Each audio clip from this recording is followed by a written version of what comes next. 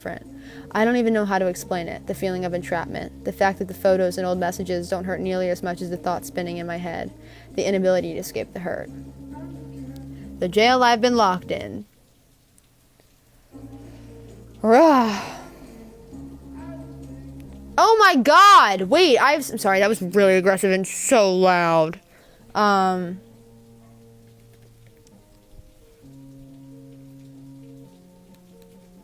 This is something I am so proud of. Oh my god, let me read this to you guys.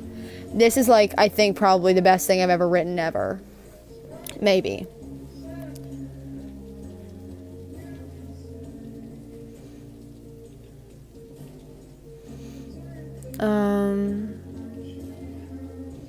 Hopefully this doesn't take more than 2 minutes and 54 seconds to read. Wait, actually...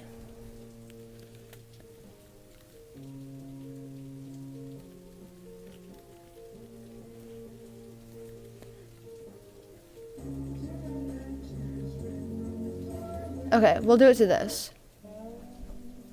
Okay, here we go.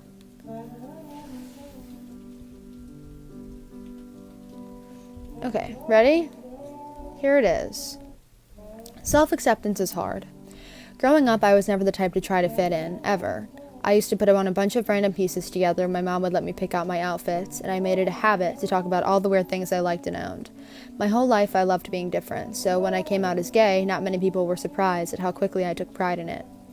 My whole existence, the people I've been close to have said that I remind them of summer and sunshine, oceans, sand, and warmth, stuff like that. But October is my favorite month.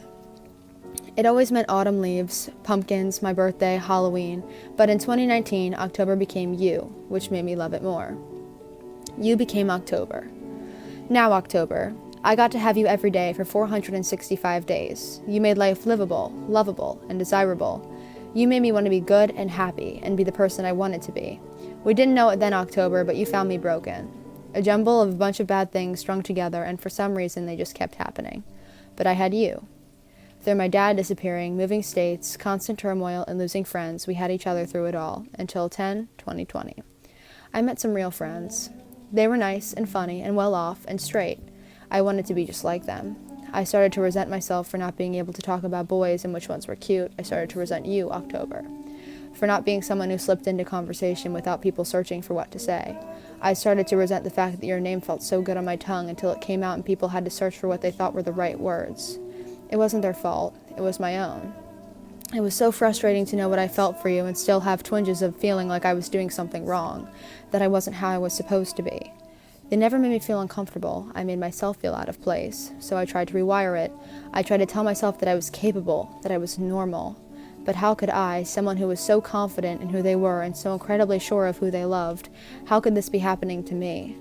I turned into all the girls in the movies I'd made fun of when I was little. The girl that changed everything about themselves just to become someone who they thought they had to be. This ate me alive, October. Absolutely destroyed me. Until one day, that was it. I snapped. The years of hurt and pain, the months of guilt and self-unacceptance had finally gotten to be too much. The world turned black and red and swirly. I lost control of my words and my emotions. I tore you apart. I blew away your leaves, smashed all of your pumpkins, ripped your costume, and turned off your porch light. And I don't remember a single second of it. I quickly realized what I had done, days later, not to the extent I needed to, but enough that I spent the next month in despair trying to get you back. It almost worked, but there was too much cold. The autumn in your eyes had frozen over, and your heart was covered in snow. So you got me back. You took the sunshine out of me. The sun-kissed sand that was once warm was now cold, and the ocean started to drain. We tried so hard to make it fall again, failed talking stages and trying to comfort each other with memories of versions of ourselves that we were growing out of. We just had to let nature run its course. So months went by, and you know October, it's spring now, almost summer. The warmth is beginning to thaw out all the ice and the heartbreak and the pain. Ironically, we both noticed that things we argued over seemed small and now somehow changed. We both grew into these beautiful people. October, you gave me a push when I needed it. It was so hard, but you threw me into a blizzard, and I managed to find the warmth inside of me again to make it easier. I overanalyzed everything I'd ever done, everything I could have done better. I went back to the times when I had been beaten and bruised and kicked when I was down, and I rewrote my reactions. I started doing simple things at first, just for self-care. like working out and having a 15-step skincare routine. I taught myself how to be happy alone, to rely on myself for my happiness and my light and everything I sucked out of you, and through it all, from afar, I watched you grow into this beautiful, confident, delightful person all on your own. October, I don't know much, but there is something I do know. After all this time, I'm still so surrounded by you. You exist in everything I know and see, and you pop up everywhere. And to be fully truthful, October, I really do believe our souls are tied. The pull I feel towards you and all the love I have for you is indescribable, but I promise I'd search for the words forever if you'd let me. There is nothing anyone knows for sure, but if there was something I could promise, it would be that my heart beats for your cool air and your lightly fading tan. My mind soothes me to sleep with the chilly breeze of your autumn weather. I am the sun, yes, but October, you are the moon. I keep you warm and you keep me safe, always in a never-ending cycle with each other and never out of place. This was destined to happen, the earth-shattering heartbreak, the feeling we would never be okay again. It was all meant to happen because you cannot escape destiny. But I have a feeling it will always lead me to you.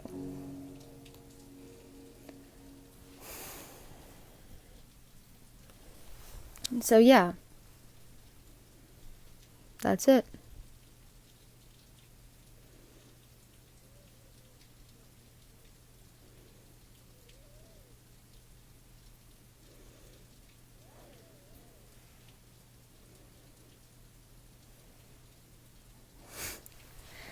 Yeah, that's like my favorite thing I've ever written. That and the nostalgia one. Thank you.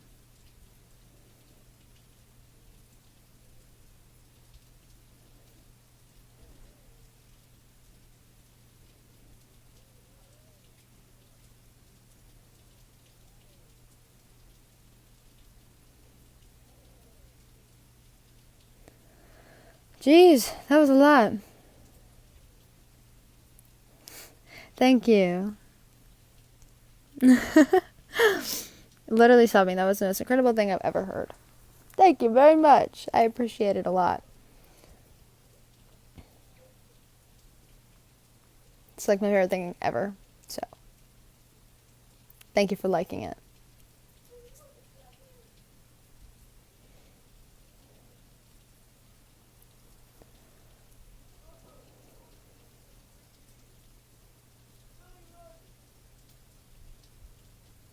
Thank you.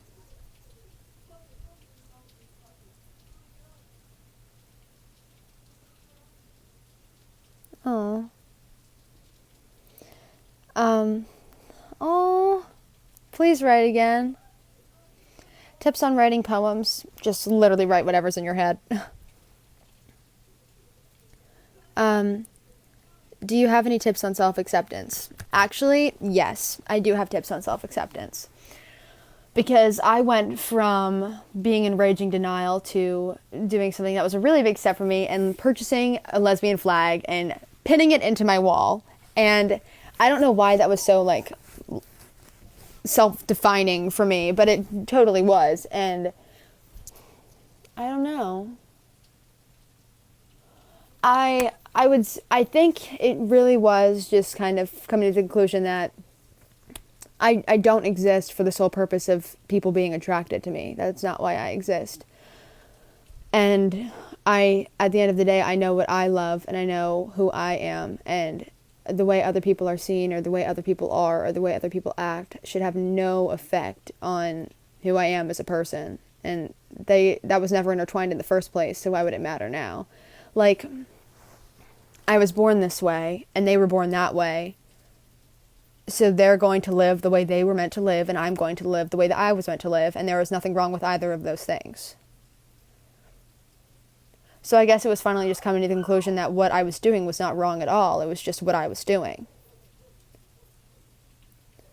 And I think it's the difference in the comparison that really kills everybody who's really trying to accept themselves. And I mean, that's where comp het comes in and everything, because you're just constantly comparing yourself to the thing that was punched into your brain from the second you were born. But that's so unfair.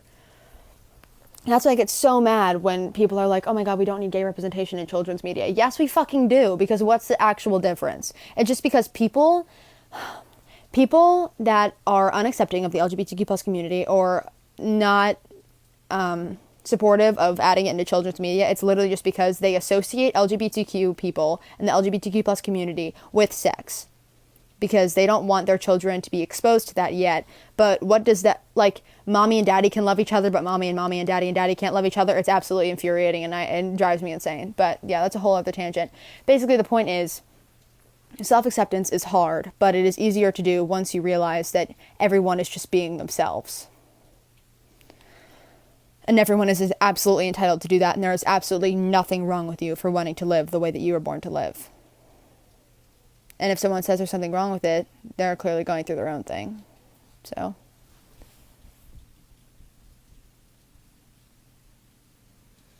I love you too, Zib. Is there anything else you can read us? I honestly don't think so. I mean, I can read you my nostalgia thing, but I'm pretty sure everyone's kind of already heard that. But I'll look it up for you really quick.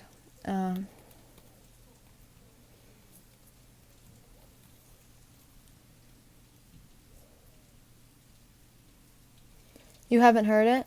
Okay, then I'll look it up.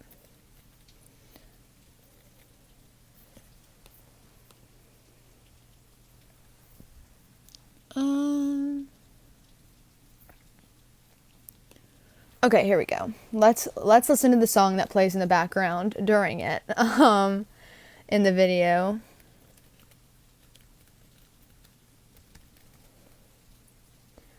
Okay, here we go. Okay, ready? I'm going to read this, and then I'm probably going to go, I think, but I'm not sure. Okay, ready? Here we go.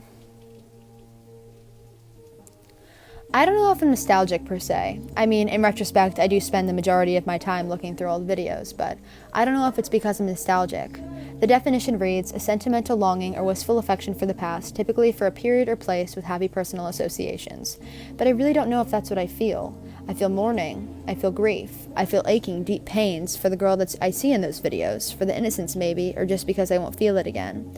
I don't want to go through the talking stage to the boy from 6th grade again, or visit another middle school dance. But I grieve for that part of my life that is over. I mourn for the years that have passed so suddenly, and I cry for the present me that has to look back on those videos to remember those moments, those feelings. I miss the comfort of having time. I yearn to start it all over from the beginning, from the second I was born. Now, the thing about nostalgia is that you ignore the pain you went through in between the lines of your memories, but I'm not leaving that out. I want to feel it all again. I want to go through everything all over. I want more time. I look in the mirror and have absolutely no idea of how I got here. How do you continue to miss someone so deeply that you are never apart from? I miss someone that I carry around every single day. How do you continue to miss someone so deeply that you are never apart from? How do you cope with mourning yourself? How do you sit in your bedroom and watch old videos from years before and not look in the mirror astonished that you will never experience anything quite like that ever again? Nostalgia is not what I live in. A sentimental yearn is not what I feel. I feel grief. I feel loss. I feel dead. And that is the last thing I am going to be reading today, because I am...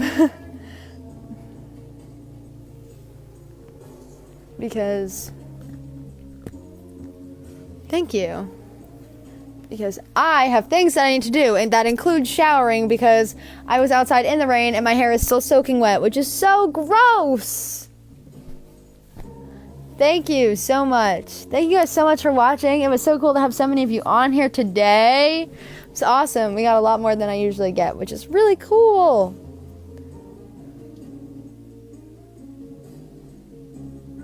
Of course.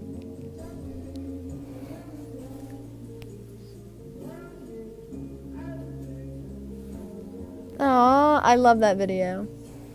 Have a great weekend, you guys. I hope I go live again. I probably will. I'm really enjoying this. I went live last night and I went live again today. It's really fun. I forgot how much fun answering questions and stuff was. So